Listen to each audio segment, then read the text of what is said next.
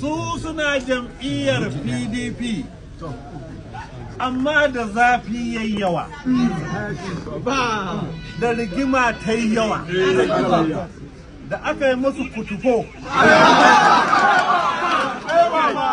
suka yi fushi suka bar jam'iyyar PDP suka tafi suna lalube suna neman jam'iyya sai suka yi karo da wata jam'iyya mai kayan gwari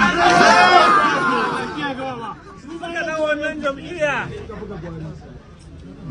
aka tsaye da su zaɓe domin shugabansu yana kwaɗayi, shugabansu yana mafarki, shugabansu yana ɗoki, shugabansu ya firgita, shugabansu ya ɗimantu, yana so ya zama shugaban ƙasa.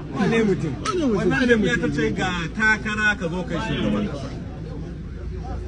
Suna neman gwamnan jihar Kano, aka ce gashi jam'iyya ta ba ku dama ku nemi gwamnan jihar Kano a wannan jam'iyya.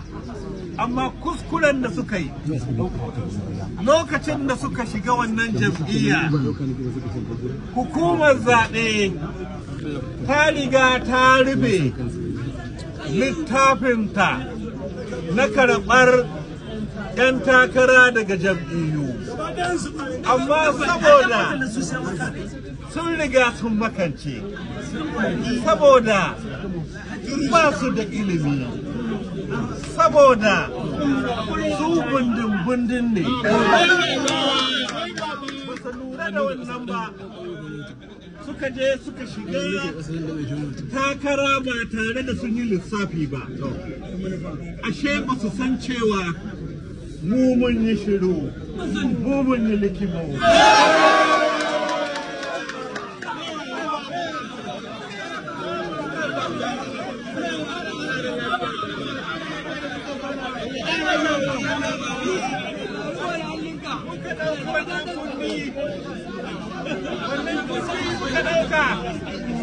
Muka ce Dr. Nasiru Gawuna, rike wannan kunni ka ajiye shi ka ɓoye kada ka yadda su sani.